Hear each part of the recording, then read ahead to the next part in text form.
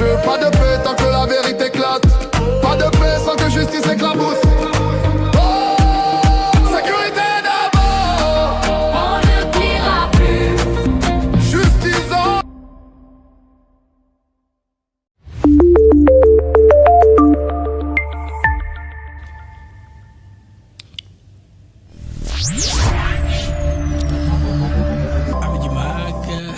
À tous, bonjour, salut, bienvenue à ces mags, les mags actus éclairés avec moi Ben M. Toujours une joie et un très grand plaisir de savoir nombreux que vous êtes connectés, papier, en train de nous suivre de par le monde. Vous nous suivez sur X comme sur YouTube. Vous qui êtes sur X, je vous prie de retweeter le live, le stream, la production. Et vous qui êtes sur YouTube, je vous prie de liker, de partager davantage pour connaître un maximum de personnes. Comme d'habitude, les rendez-vous la journée, l'info était là, mais n'était pas très chaude. J'attendais à ce que la communication du Qatar puisse, n'est-ce pas, être disponible, parce que j'ai mis mes cibles patrouilles sur différents départements du gouvernement qatari. Là où il y a l'intérêt du Congo, une fois la RDC mentionnée, je tombe dessus. Ah oui, c'est comme un piège qui attrape un gibier. Alors, j'ai trouvé l'information.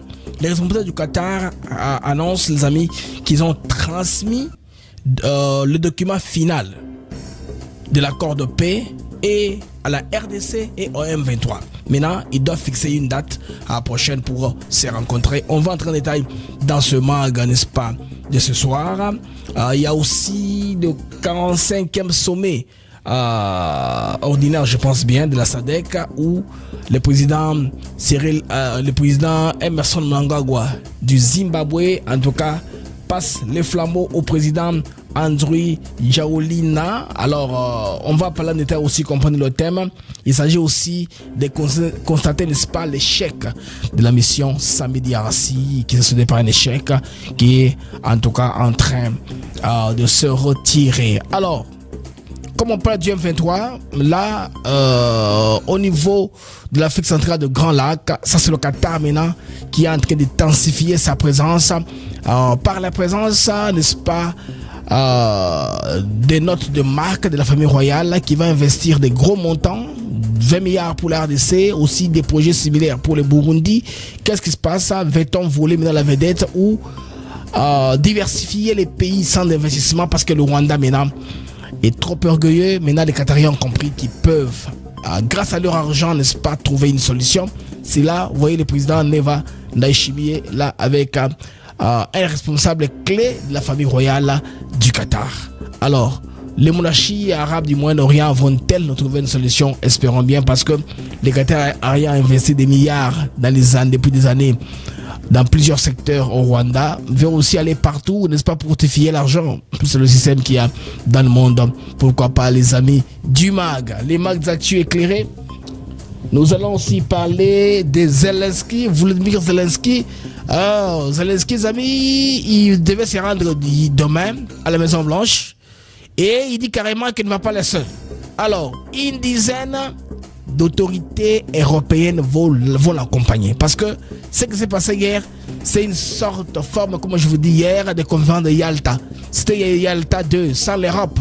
Alors, s'ils ne font pas ça, il faut dire bye bye à l'Europe. Ils doivent tout faire, tous pour être là, marquer leur présence à la Maison Blanche, et une conférence de presse un peu avec tout le monde dans une salle. Ça sera très intéressant. Voyons voir demain ça va être comment pour avoir la paix. Trump et Poutine avaient dit tout dépend de Zelensky. Il pose déjà des conditions. Je ne sais pas s'il est associé par Macron ou s'il a Van der Leyen. On ne sait pas. Ça se passe comment? Mesdames et messieurs, bienvenue au MAG. Alors, on se retrouve après ceci.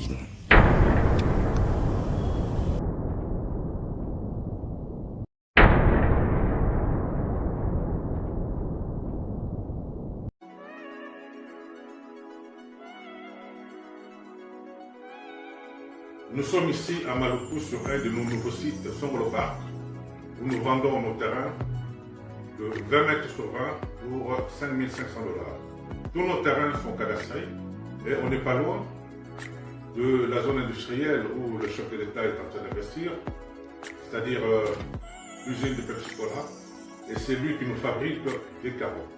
Alors pour cela, 2 numéros pour nous joindre. Vous pouvez appeler à Kinshasa au 243 898 072 251. Et là, vous appelez Jean-Paul. Sinon, ici en France, vous pouvez me joindre au 06 41 18 97 92.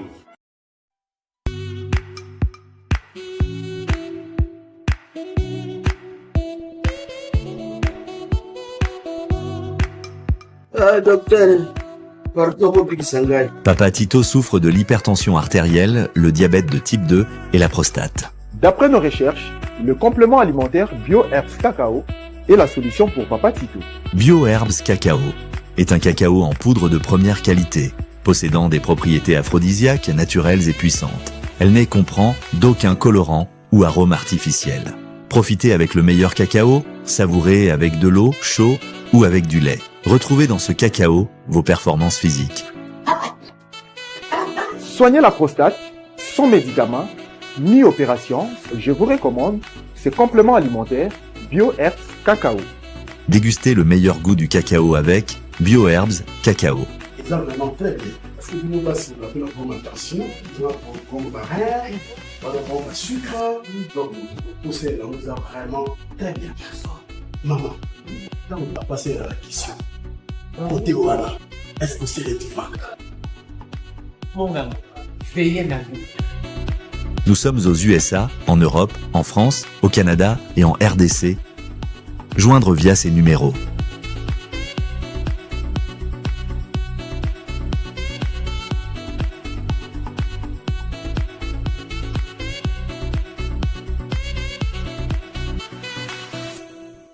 BioHerbs Cacao. Pour devenir distributeur, écrivez-nous sur gmsociety1gmail.com ou en appelant sur ces numéros. Adresse Kinshasa, 17 rue de Marais, Kingombe, à côté de DGI.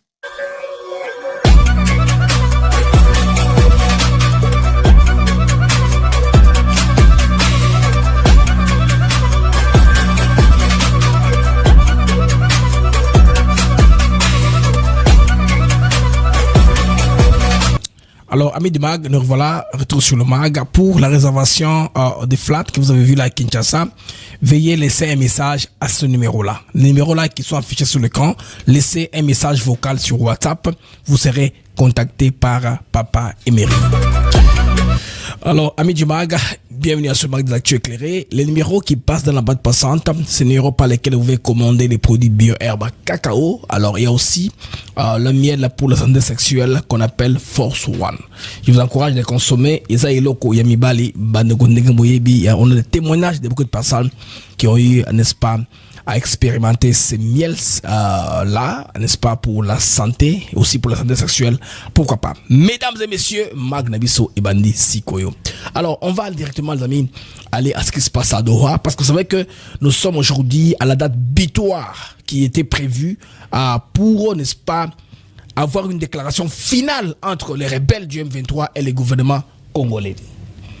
Mais là, qu'est-ce qui se passe? Le gouvernement congolais et les M23. Alors, nous allons passer à une communication qui est sortie, n'est-ce pas, du Qatar. Les Qataris ont dû faire une communication très importante. J'ai aimé l'ami qui a illustré ça comme ça. Donc, pour lui, il compare que, mais finalement, ceci, c'est quoi?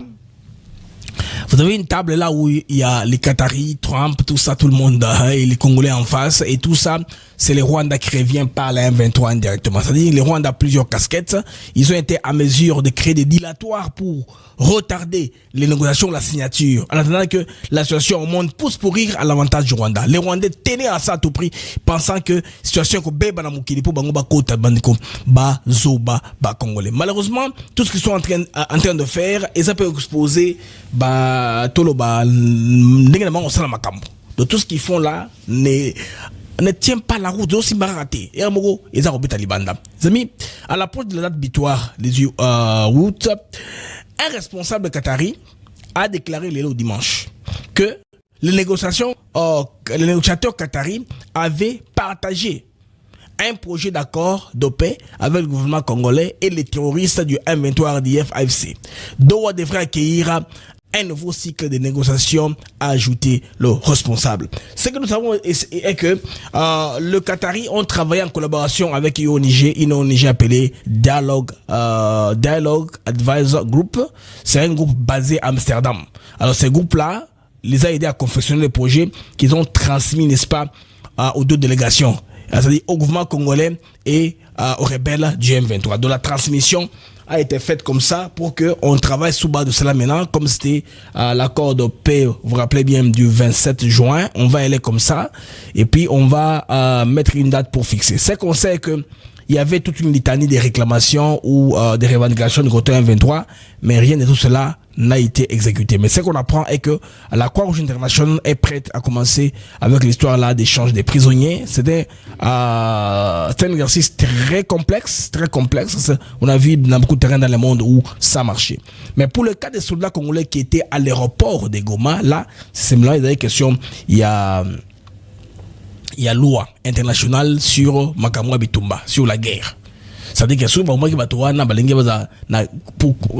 crime de guerre, là, pour éviter cela, ils ont dû relâcher les soldats qui étaient entre les mains de la MONUSCO pour, n'est-ce pas, être acheminés par la MONUSCO qui était aussi présente. Mais de plus en plus, le temps passe, comme le Rwanda voulait acheter le temps, on apprend qu'ils sont en train d'échanger les drapeaux. Au notre territoire, là, il y a un drapeau congolais, un drapeau AFC, on ne comprend pas c'est comment, mais ils n'ont pas encore l'audace d'échanger complètement les drapeaux. Parce que les Rwandais sont pressés.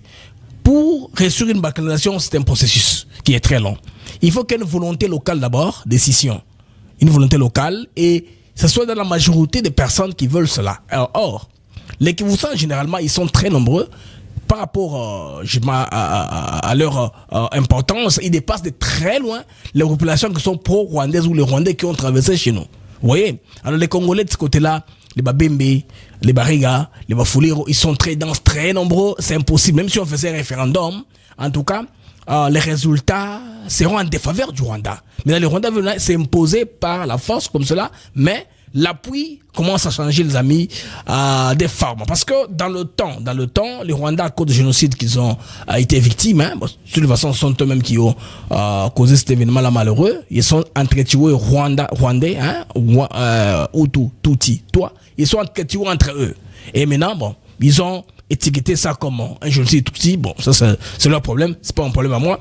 Et ce que nous comprenons maintenant est que, grâce à cela, maintenant, ils sont servis ça comme fonds de commerce, comme excuse, comme alibi pour aller, n'est-ce pas, foutre les ordres dans la région de Grand Lac et les anglo-saxons.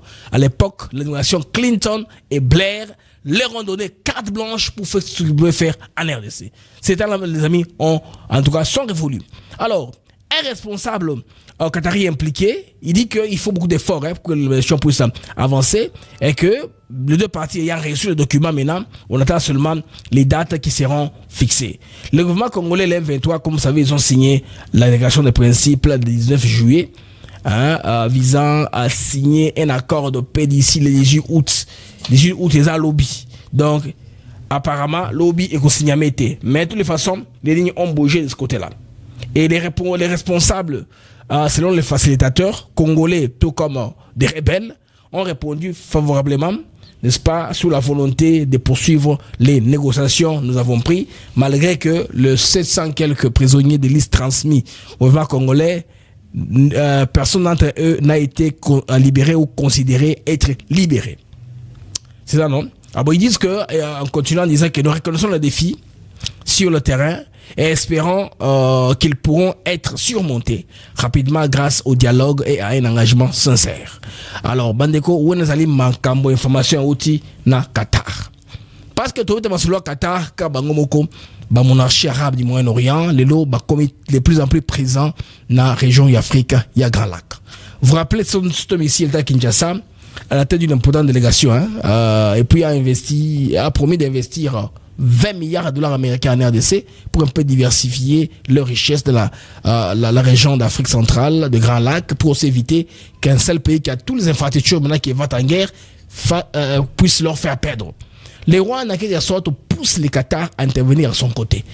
le Qatar est dans une position ambiguë, joue les jeux doubles. Parce que, compte tenu de l'importance de l'investissement qatari au Rwanda, il y a dans le secteur de l'aviation, de l'hôtellerie, dans les industries de transformation, parce que tout ce qui est coltan, tout ce qui est traitement, tout ça, c'est le Qatar qui a investi. Les Rwandais avaient menti qu'ils avaient ça, alors qu'ils n'avaient rien de tout cela. Alors, son Excellence Évariste Ndayishimiye qu'on voit là, vient de recevoir en audience au palais de Kiriri une forte délégation du groupe Al-Mansour Holding, conduite par le prince Son Altesse Cheikh Mansour bin Jabor bin Jassim Al-Thani.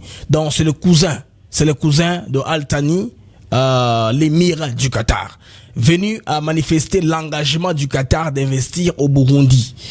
Alors pour eux, le Burundi c'est une terre d'opportunité. Les groupes Al-Mansour Holding, c'est un conglomérat, c'est comme une mastodonte, c'est une grande compagnie avec un capital, un chiffre d'affaires très élevé. Alors, et puissant aussi. Alors, ils vont investir à diversifier dans plusieurs pays. Alors, il y a les RDC qui a été contacté. Maintenant, les Burundi et les secteurs sont aussi infrastructure, mines, banques, services financiers, tourisme, agriculture et la cybersécurité.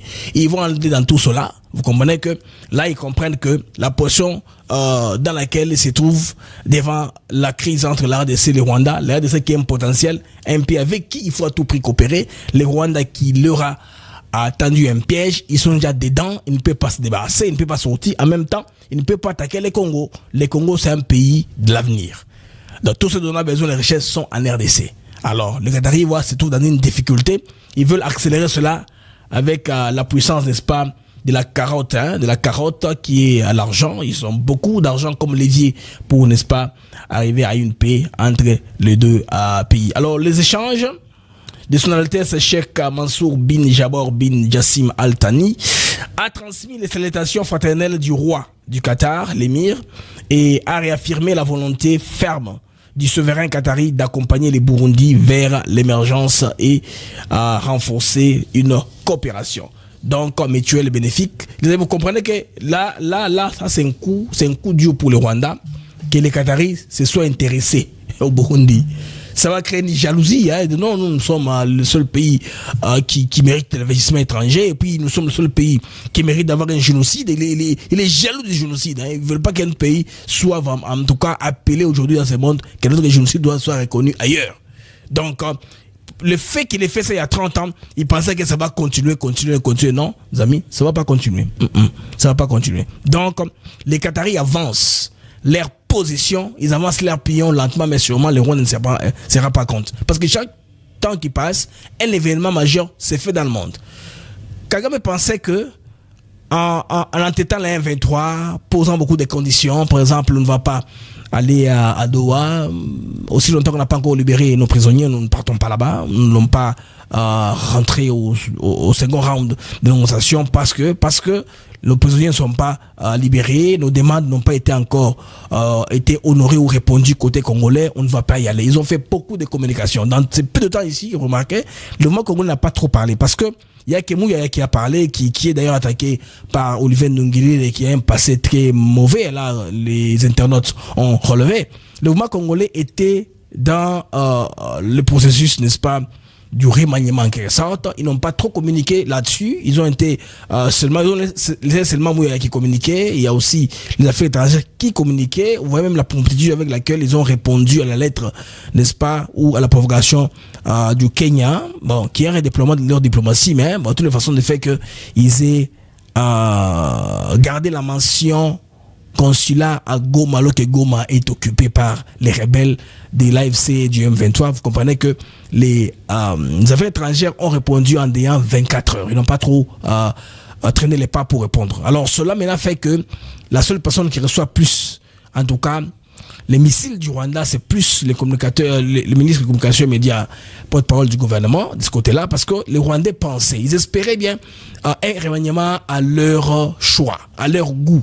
Ils voulaient voir les gens moins compétents, les gens qui s'expriment clairement, avoir ce genre de postes-là pour que maintenant puissent profiter, continuer avec les chantages, continuer avec les sorties médiatiques, là où les gens qui vont prendre maintenant ici le pouvoir auront un peu le temps de s'asseoir, de comprendre les contours, les méandres de leur secteur. Alors les Rwandais pensaient beaucoup à cela, mais malheureusement, Tshisekedi les a surpris. Il a gardé presque les mêmes personnes qui étaient là à leur position pour continuer, n'est-ce pas, les négociations et aussi accueillir les deals américains. Tout cela, les Rwandais voulant acheter le temps, ça, je pense bien très bien à balancer dans la faveur de la RDC jusque-là. Selon mon constat à moi, c'est jusque-là. Parce que, les amis, il y a un fait qu'on devait se mettre tous d'accord sur ce fait-là.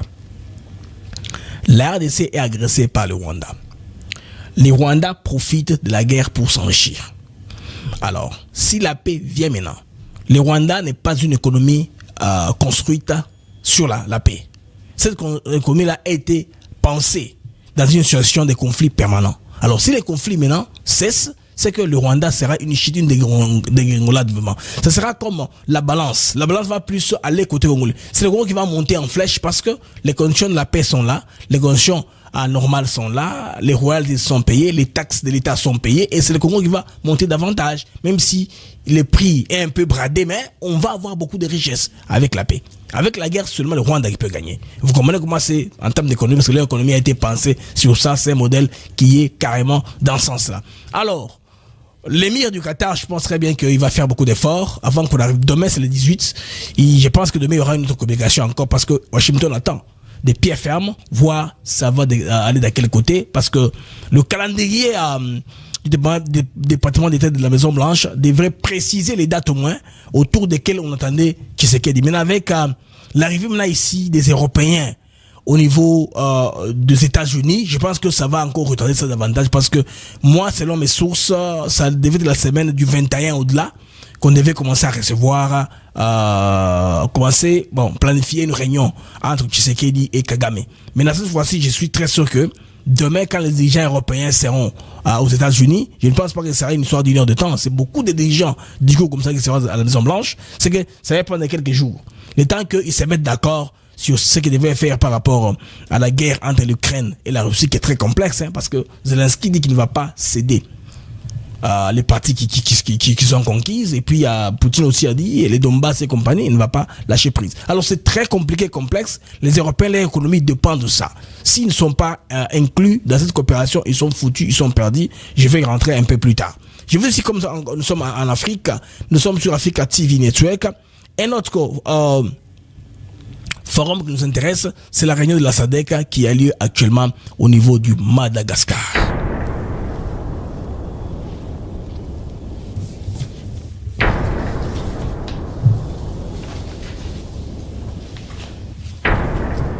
Donc, c'est le 45e sommet ordinaire de la SADC qui a lieu au Madagascar. Ça a commencé aujourd'hui, le 17 août. Côté congolais, je pense bien que ça doit être le ministre, le VPM de l'intérieur, qui est dans la seconde rangée. Voilà, je vois là, oui. Le VPM de l'intérieur, je vois là. Il est derrière ce que le président, derrière, en diagonale avec le président, beaucoup. Je pense bien beaucoup, il y a beaucoup du Botswana. Au devant, il y a la présidente Naledi de la Namibie, Cyril Ramaphosa, il y a Rajolina de Madagascar lui-même, Emerson Mnangagwa et tous ces présidents-là africains qui sont présents. Alors les amis, l'ouverture historique, Madagascar accueille un sommet pour la première fois depuis son adhésion, marquant ainsi un tournant symbolique. Le président Andry Rajoelina a officiellement pris la présidence tournante de la SADC, succédant au Zimbabwe Emerson Mnangagwa. Et SADC, pour vous rappeler, contient 16 pays membres, dont la RDC est aussi membre. Alors, c'est un avantage aussi pour comprendre, mais il a été question de parler un peu de résilience, comme vous savez, mais l'échec de leur mission, comme vous le savez, au niveau de la RDC. Alors, parce que beaucoup de pays ont beaucoup de centres d'intérêt. Vous avez récemment vu les tournées de Paul Kagame et au Zimbabwe et au Madagascar pour s'assurer que chaque fois qu'il y a négociation ou qu'il y a une prise de position, créer un peu d'ambiguïté pour gagner le temps. Alors comprenons, c'est la diplomatie, qu'est-ce que vous voulez. Il est aussi coaché par ses maîtres. Alors sur le plan économique, bon d'abord je vais rentrer au thème central. Le thème central c'est avancer l'industrialisation, la transformation agricole et la transition énergétique pour une SADC résiliente. Dans l'objectif est d'accélérer l'intégration régionale via les chaînes de valeur renforcées, une agriculture modernisée et une énergie renouvelable, solaire et éolienne. Alors, l'urgence économique, l'agriculture représente 33% du PIB et assure les revenus de 60% de la population, mais près de 60 millions de personnes souffrent d'insécurité alimentaire. Il est très important, les amis, d'atteindre au moins la sécurité alimentaire pour les pays africains. Ce sera très intéressant pour les uns et les autres. Alors, vous savez que là, nous la RDC, on doit aussi participer normal, mais nous sommes le seul pays qui est en crise, qui est en guerre, qui appartient à la SADC. La SADC a fait de sommet-mère les résultats. Et c'est lui que vous connaissez très bien. Comment est-ce qu'ils ont détalé sans beaucoup trop de problèmes. Ils sont partis chez eux, les Sud-Africains sont au ramasse, et puis les Rwandais ont fait le chantage, ils sont passés par les Rwandais pour rentrer chez eux. C'est un bloc de toute façon économique qui est très important, qui peut aussi nous assister, parce que c'est la voie de l'évacuation aussi de nos minerais à travers les marchés de consommation. Parce que le pays est carrément presque enclavé, hormis la petite portion là qui nous relie un peu à l'océan Atlantique par les ports de Banana, qui est d'ailleurs le sujet qui nous cause des difficultés avec les Congo-Brazza. Les ports de Banana que nous espérons bien terminer d'ici là, parce que c'est un projet qui est entre les mains de DP World, Dubai Port World, qui est en train d'avancer. La base militaire ayant été déjà dégagée, parce qu'il fallait que la base militaire puisse être dégagée, qu'il y ait des indemnisations pour que la base puisse continuer. Les Tyrando de 18 mètres a déjà été atteint. Ils sont en train de travailler au niveau du quai. J'étais en train de parler des voies d'évacuation. Nous sommes un pays continent avec beaucoup de logistique. Il est inconcevable de sortir une marchandise de Kasumbalé, ça pour l'exporter par Mwanda. Vous comprenez au moins? Ce que ça va sortir de là, c'est tout près. La frontière, le prochain point d'exportation ou d'importation le plus proche, c'est Beira. Dar es Salaam, c'est pas Mwanda. Nous sommes un pays continent, un pays très grand. Mais si les réseaux routiers est bien entretenu, travail, normalement, je pense qu'on pourra bien interconnecter les pays et le développement pourra aller rapidement. Donc, c'est important que nous soyons dans ces blocs-là. Et aussi, les blocs ont besoin d'électricité. Nous avons le potentiel. L'argent est là disponible. Ce sont les Européens qui nous bloquent. Vous vous rappelez Cyril Ramaphosa à la réunion France-Afrique avec Ramadi à Macron, laisser la RDC développer son projet, la Banque mondiale de l'argent, les clients sont là prêts à payer pour l'énergie au Congo. Par conséquent, le Congo profitera aussi avec beaucoup d'énergie, parce que nous sommes un pays d'abord d'une partie qui dépend des mines. Or, les mines ont besoin de beaucoup de courant pour concasser tous ces rochers, tous ces rocs-là et tout ça, pour la transformation. Même agro-industriel, on a besoin de l'énergie électrique. Le courant est très important. Donc, si cela se fait comme ça, ça va aller bien nous aider. Là, nous sommes à Mwanda. Vous voyez le quai qui est en construction, là, en chantier. Ce sont des images d'il y a 2 jours. Nos amis ont pris ça. J'ai aussi pris ça pour vous faire une mise à jour. Il y a un niveau pour Nabiso Kuna et Komeli. C'est en train d'aller, en tout cas, lentement, mais sûrement. Ezaro Kende, donc, de ce côté-là, Bakongole balalete misale za kosalema ke ezako tongama et autorité de temps en temps il faut une descente pour faire les constats. Les gens des grands travaux sont là, l'exécution est au Kende, donc où ils avaient une image récente, c'est en train d'aller. Ce qu'on attend seulement que Batonga infrastructure, il y a prise en charge par conteneur. C'est que prise en charge par conteneur et vendu, c'est tout. On sait que maintenant notre port peut commencer à recevoir le premier paquebot pour permettre de faire entrer beaucoup de biens à un prix très réduit. Imaginez qu'un conteneur quitte les États-Unis pour arriver en RDC, il fait 45 jours en mer, passant par les ports en eau profonde de Pointe-Noire. Là, on décharge, on recharge encore. Bolloré fait l'argent et donne les miettes au Congo-Brazza. Et les bateaux de là amènent à Matadi. Vous voyez tout ça? Les conteneurs qui pouvaient coûter plus de $3,000 va coûter $4,500. Et juste les frais là de manutention au niveau de Pointe-Noire va au-delà de 35% du prix global du fret. Vous connaissez que c'est un très grand désavantage pour la RDC. Alors quand les paquebots viennent directement, les prix seront réduits. Au moins pour servir Kinshasa et les autres. Maintenant les ponts routes rail, Congo-Brazza, Kinshasa viendra après. Même en 2040 ou 2050. C'est pourquoi Denis Sassou Nguesso tient ce qu'avant qu'il ne quitte le pouvoir, qu'un semblant de projet arrive. C'est ça la jalousie qu'il a contre Félix Tshisekedi, tel que vous comprenez les amis. Alors, allons à l'international, les amis. Zelensky a commis Liboma. respectée. Deuxième point, par rapport aux questions territoriales en Ukraine, notre position est très claire. Les frontières internationales ne peuvent pas être modifiées par la force. Ce sont des décisions qui doivent être prises par l'Ukraine et par l'Ukraine seule. Et ces décisions ne peuvent pas être prises sans que l'Ukraine soit autour de la table. Alors, l'Ukraine a été invitée demain à la Maison-Blanche. Zelensky dit on va y aller avec Van der Leyen, Bazolo, Bawana Bandeko. Européen, Balobi, Aokende, yé mon côté. Une information vient de confirmer, la dépêche vient de tomber, les amis. Ça sera une négociation très complexe. Pourquoi? Ça aura des incidences sur ce qui devrait arriver en RDC. Parce que ces puissances-là, prédatrices et colonisatrices d'avant, qui sont en train de perdre leur influence, nous devons comprendre la géopolitique, nous devons comprendre comment prendre une orientation, une décision par rapport à comment le monde est en train de s'organiser. Sur le plan de l'hégémonie, on doit comprendre.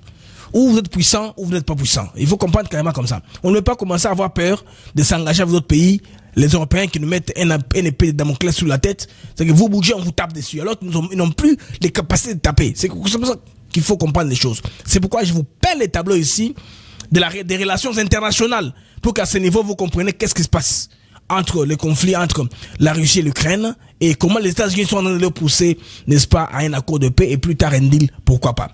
Donc l'information est confirmée demain à la Maison-Blanche. Volodymyr Zelensky, président de l'Ukraine, ne sera pas seul face à Donald Trump. Il sera entouré de plusieurs leaders clés de l'Europe, de l'OTAN, formant un front uni exceptionnel dans ce qui s'annonce comme une rencontre diplomatique décisive, comme une sorte de conflit de Yalta bis, comme à l'époque des Roosevelt, comme à l'époque des trois dirigeants, les Big Three, les trois dirigeants du monde qui s'est décidé de mettre fin à la Deuxième Guerre mondiale. Donc c'est la même période où nous sommes arrivés. Comme hier, l'Europe n'était pas là, c'est comme si l'Europe a été boutée dehors. Maintenant, ils tiennent à rentrer, les amis. Qui sont les participants qui sont confirmés à accompagner Zelensky? Bandeko, Emmanuel Macron à Liboso, France. Giorgia Meloni, Italie. Friedrich Merz, chancelier allemand. Ursula von der Leyen, présidente de la Commission européenne. Mark Rutte, secrétaire général de l'OTAN. Alexandre Stubb, président de la Finlande. Keir Starmer, premier ministre du Royaume-Uni. En tout cas, les amis, ça, ce sont des gens qui sont clés. Les gens qui dirigent l'Europe, sans la Grande-Bretagne qui est aussi présente. Donc, vous comprenez qu'ils ne veulent pas rester derrière dans ces conflits ici où, finalement, tout va se jouer. L'avenir de l'Europe se jouera sur les sorts de l'Ukraine. On va voir ce que l'OTAN va continuer à exister ou les États-Unis vont carrément retirer leur soutien à l'organisation de l'Atlantique. Ces messages, en tout cas, sans équivoque. Ces responsables européens emboîtent le pas à Zelensky dans ce qui pourrait devenir un moment charnière des négociations de paix. Leur présence constitue une pression diplomatique majeure face à Trump. Et Trump, dans son style, dans son bureau ovale, tout le monde va parler, ce sera une cacophonie, ce sera comment? Comme la fois dernière, je ne sais pas. Bon, nous pensons que 6 mois passés sera un peu différent. Cette fois-ci, même Macron va bien se comporter devant Trump. Zelensky aussi, à qui on avait rappelé qu'il n'avait pas les cartes, qu'il n'avait pas compris. Quand on lui disait, you don't have the cards, il ne comprenait pas ce que Trump disait. Trump parlait de quoi? Trump dit, tu n'as pas de cartes pour décider. Alors on a laissé la guerre aller comme elle est partie. 6 mois, on rentre maintenant. Il est déjà fait accompli, il a perdu beaucoup de territoire. Donc tout ce dont la Russie avait besoin, les Donbass presque en entier, c'est basé. Donbass, c'est mon petit mouton à course, va récupérer. Maintenant, l'enjeu majeur de cette rencontre de demain à la Maison-Blanche, c'est le feu contre la paix rapide. Une paix rapide et un cessez-le-feu. Zelensky défend une cessation immédiate d'hostilité, refusant toute négociation finale sans sécurité tangible pour l'Ukraine. En particulier concernant Donetsk et Luhansk. Ce sont des provinces que Zelensky veut s'assurer qu'une fois qu'on est en paix, la Russie ne va pas attaquer. Il veut qu'on s'accorde là, sur papier. Préoccupation face à Trump-Poutine.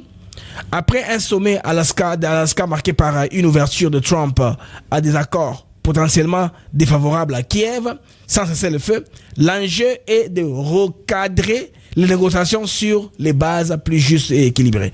Alors, moi, je leur souhaite bonne chance, en tout cas. Zelensky, il sera comme dirigeant européen. On verra la force des uns des autres. Tokoye bakeno, na mondo yo, batamoka si bango yo. Bakoki usalango. Et tous les blocs européens ne les a pas inquiétés. Ah, et l'autre, tout le monde est-ce que Trump va-t-il fléchir devant ses alliés de l'Europe face à cette question ici ukrainienne qui est si complexe que ça? Parce qu'il a parlé avec Zelensky, et avec, je vais dire, Poutine. Et puis, la situation a évolué. Hein. Poutine avait dit que je ne rencontrerai jamais Zelensky. De même Zelensky aussi, il a dit que je ne rencontrerai jamais Poutine. Il a réussi par ses amis de l'Europe, l'Union européenne, condamner Poutine et lancer un mandat d'arrêt international contre la personne de Poutine. Payons sur Poutine à aucun des signataires. Il y a accord, il y a Rome, il faut pas Poutine. Bon, comme les États-Unis ne sont pas signataires et le Corona, il est allé. Alaska est un territoire américain, c'est une frontière de toutes les façons entre les deux pays. Bah, c'est la même façon de dire Poutine est dans la Chine, il est dans l'Inde, il va partout là-bas, on ne peut pas l'arrêter. Seulement côté Union européenne, n'a un pays qui dépendent de cet accord-là de Rome. Donc ceci nous montrera vraiment qui est fort entre les deux pays. C'est ça, non? On a voulu éviter la guerre mondiale. La troisième guerre mondiale, on l'a évité de justesse. Parce que quand Trump a pris le pouvoir, il s'est rappelé qu'il a un seul mandat. Son mandat avait été interrompu. Le dernier ici, il doit s'assurer qu'il pose de bons actes. Qui dans ce qui viendra après lui, de défaire ça ou pas, ça c'est pas un problème. Moi, ce qui me concerne, c'est que le contexte mondial nous sommes dans un contexte pacifique, des deals, des affaires. Et dans les affaires, il faut faire des affaires dans la paix. Et si la RDC peut à un moment respirer, faire des bonnes affaires dans la paix, mais moi je suis content. Je suis parmi les hommes les plus heureux, n'est-ce pas? Et mon pays, la RDC, avoir une croissance économique, le gouvernement peut garder de l'argent, avec responsabilité, investir dans le développement du pays au lieu de jeter beaucoup d'argent au front, à la guerre, où nous avons même des responsables de la gestion même logistique ou financière de l'armée qui détournent l'argent, qui achètent les armes qui ne conviennent pas. Tout ça pour devenir riche, n'est-ce pas, au détriment du peuple congolais, qui est en train de mourir, qui est en train d'errer dans les camps de fortune, qui est en train de fuir dans toutes ces forêts. Hier, on m'a passé une image d'une autre tuerie. Je pense bien à Ituri. On a tué beaucoup de personnes, beaucoup de cadavres. Tout ça pourquoi? Pour créer la peur, pour que les Congolais puissent abandonner leurs terres. Les choses qui sont dans les sous-sols là, que les ennemis viennent prendre, donnent aux consommateurs. Pendant que nous sommes dans la peur et la psychose. Non, moi j'encourage les autorités congolaises à rester fermes. Des pieds fermes, ils doivent défendre le pays à tout prix. Quel que soit le prix, ils doivent défendre le prix, bien sûr. En jonglant diplomatiquement, arrondissant bien les angles, pour aller bien, sans casse. Il faut savoir comment se battre, comment se positionner en protégeant les œufs que vous avez entre vos mains. Je pense que c'est clé et important. Une autre information, les amis, c'est que il y a eu une tentative de déstabilisation du Katanga. On apprend au Katanga, il y a des gens qui sont proches de l'ensemble, qui sont proches, les kabylistes, qui croient encore qu'ils peuvent utiliser l'élément tribal pour déstabiliser le Katanga. Le Katanga, c'est un peuple qui aime bien s'épanouir, se réjouir. Bouzou de Katanga, Kouria, Kouinoa, voilà. C'est ça, non? Ces trois mots-là au Katanga, nous qui avons gagné là, nous connaissons ça. On veut maintenant troubler la province à tout moment. Les Katangais ne sont jamais battus. La dernière fois ils sont battus, c'était pour chasser les Kassaïens, un point barre.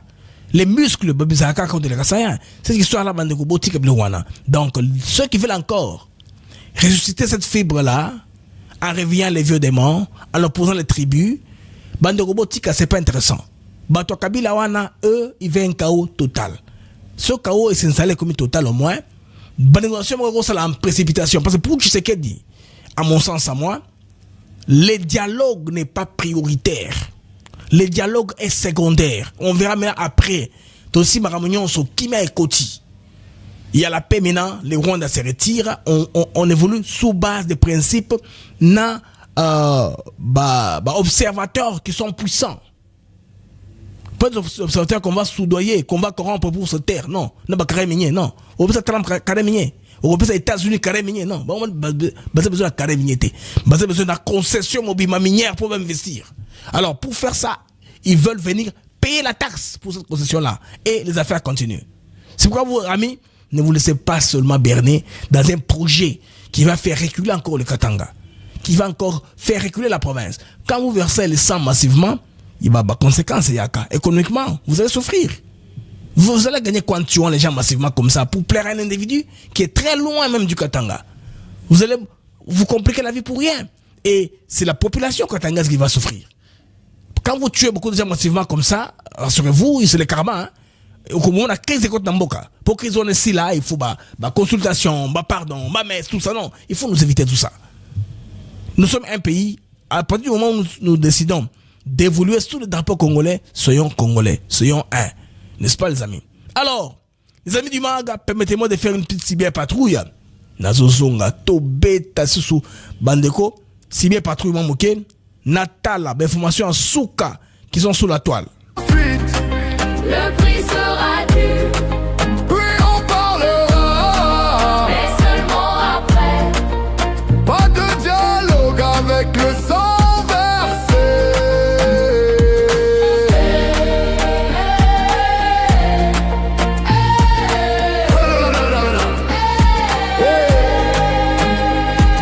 La guerre doit finir, la balance doit pencher. Nos martyrs honorés, les coupables payés. Alors peut-être alors on pourra avancer, mais pas aujourd'hui, pas aujourd'hui. Sécurité d'abord, On ne pliera plus, justice ensuite, le prix sera dû, puis on parlera, mais seulement après. pas de dialogue avec le sang versé.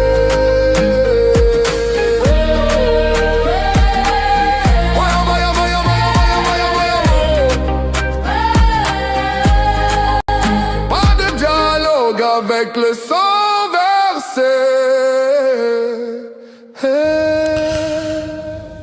En termes d'information, nous avons une petite avance. Tout ce qu'on a dit là est au point. Et vous êtes précisément à la page. Et des choses que je ne voudrais pas parler. Il y a la République de Kivu, non. Il y a une promotion publicité à Pamba. Na M23 rebelle. Ngai na sa mamo na te. Nous sommes en publicité à Pambaté, récemment on va dire la bango tout ça, maramozanga mutu na makolo. Oh to yebe ke mboka na biso to récupérer yango. Alors, Olivier Ndongrile, les amis, azako kosa makamebele, azako salamu ya makamebele par rapport ya Bandeko, ndenge aza ko défendre le gouvernement, aïna un mensonge belé sur la toile, Congolais lui va répondre. Moi, na ça nzembo, na ba iya des poisons rwandais. Alors, pour se séparer Bandeko, voici les poisons rwandais. Rwanda, ubeti wangu ni usiku, ukweli unatoka kisimani. Wataalamu wamesema Patrick Muyaya amekabiliana Rwanda, kono ndani ya mfuko imekamatwa. Sumu ya Rwanda kwenye mitandao ya kijamii imekatushwa, imekataliwa, lakini ukweli unabaki. Mambo uliofanya viwandani, lakini ukweli Amis qui nous suivez, c'est le temps de mettre les j'aime, mettez les j'aime pour arranger les algorithmes de l'émission. J'ai oublié de vous rappeler, nous sommes à 1124 en temps réel. Les amis, vos j'aime sont très bas. Bandiko bocha ba j'aime, s'il vous plaît. Tout le monde qui nous regarde là, qui n'a pas comme les j'aime, mettez les j'aime, s'il vous plaît. Moutinioso, à d'autres abisso à channel nous j'aime, mettez les j'aime, mettez les j'aime, mettez les j'aime. Bandiko yo bouge algorithme à émission, ba j'aime, nous comme au moins 500. Ça sera très bien. J'ai besoin de 200 personnes, bacha ba j'aime, s'il vous plaît. Vous qui nous suivez en direct, pour channel ba j'aime, te bocha, s'il vous plaît.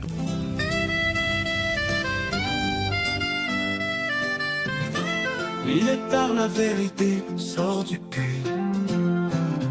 Les experts de l'ONU ont parlé. Patrick Muyaya a confronté le Rwanda, main dans le sac capturé. Le poison rwandais sur les réseaux sociaux, nié, renié, mais la vérité reste en place. Le mensonge industrialisé, mais la vérité, elle, n'est jamais déguisée.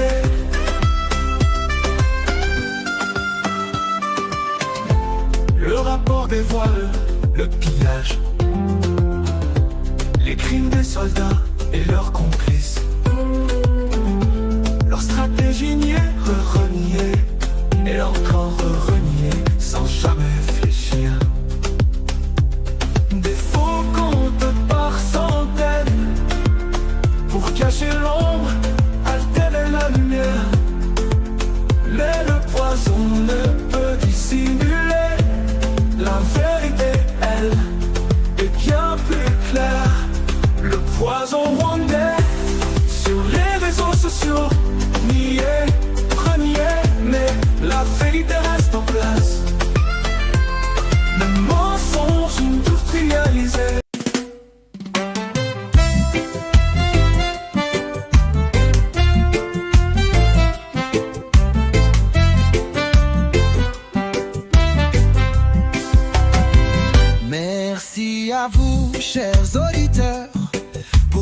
fidélité, votre ardeur. Chaque jour vous êtes là à écouter nos mots, notre voix qui va dans le monde des infos, des nouvelles. ATN pour vous, fidèle et belle. Les Mac de Actus s'éclairent pour vous éclairer, vous informer et vous guider. Merci à vous, chers auditeurs, pour votre fidélité, votre ardeur. Chaque jour vous êtes là à écouter nos mots, notre voix qui va.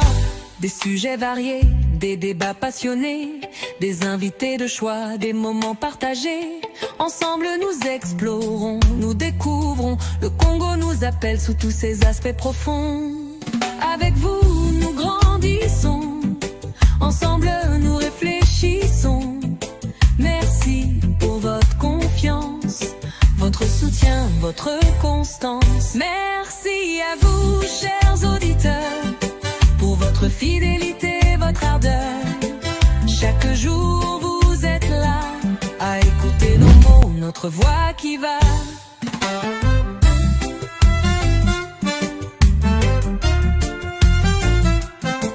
Alors continuez à nous écouter, à partager, à commenter. Les mecs de Actus s'éclairent Et là pour vous, chaque jour, chaque semaine.